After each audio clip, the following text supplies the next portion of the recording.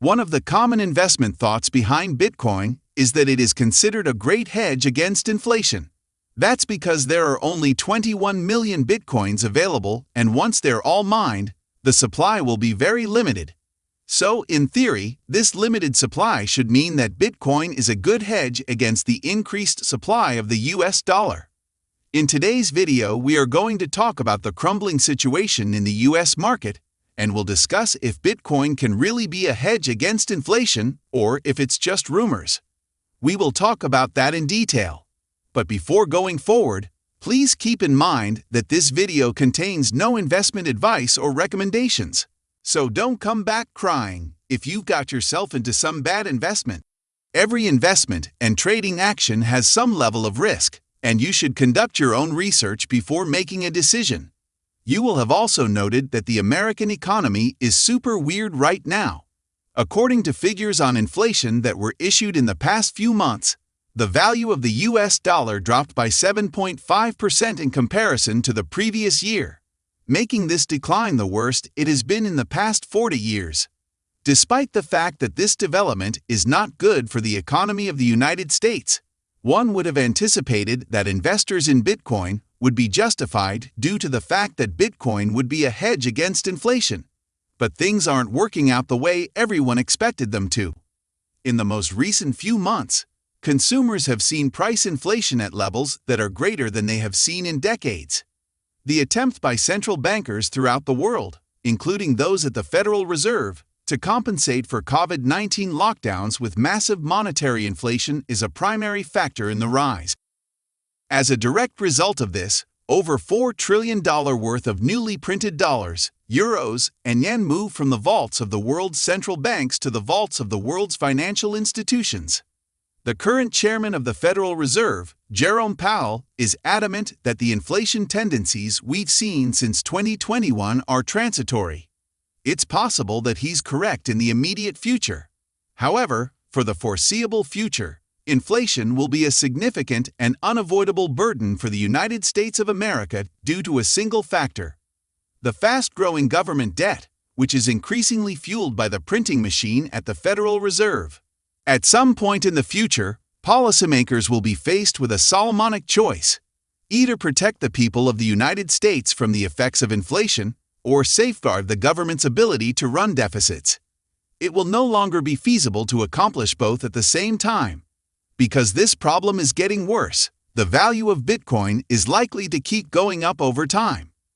Keeping in mind the whole scenario, the overall theory of Bitcoin as a hedge on inflation comes into question when we look at the data about Bitcoin's price trends and real inflation. So, undoubtedly, Bitcoin hasn't been a hedge so far. And why? Because the whole concept of Bitcoin as an inflation hedge is based on a very simple analysis. The total number of Bitcoins is restricted to 21 million, but the total number of US dollars rises with time. If everything else remains constant, the value of Bitcoin in dollars should rise if the quantity of US currency rises.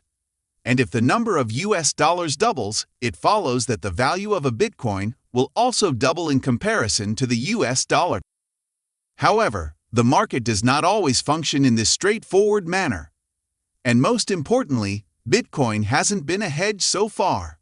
Back in the days before the epidemic, Bitcoin did not appear to be a good hedge. Bitcoin's popularity soared in late 2017, only to collapse in 2018 and early 2019, for reasons unrelated to inflation. During this time, the M2 money supply increased by 25.3%, but gold would have been a stronger direct hedge, increasing by 51.9%. As true inflation has taken root, Bitcoin has ceased to function as a hedge. Inflation and inflation expectations have been growing all year, yet Bitcoin has actually been down since late February. So, what is Bitcoin if it's not a hedge? Bitcoin's value has fluctuated dramatically over the past few months. However, it has not been found to be significantly associated with inflation. As seen from its previous record, Bitcoin has not been consistently connected with growth or inflation equities and, in fact, was negatively correlated for much of the last year. From this, We can see Bitcoin's recent gain as a speculative move fueled by millions of people with surplus stimulus cash and plenty of time to invest in the high-flying cryptocurrency market. This has attracted additional institutional money, driving up prices even further. In the end, it's not clear if Bitcoin will act like digital gold, a useful asset, or just a speculative asset. Furthermore, market players have not yet mastered the skill of disambiguating digital assets. Bitcoin, Ethereum, Cardano, Solana, and Avalanche are all grouped together in the macro markets.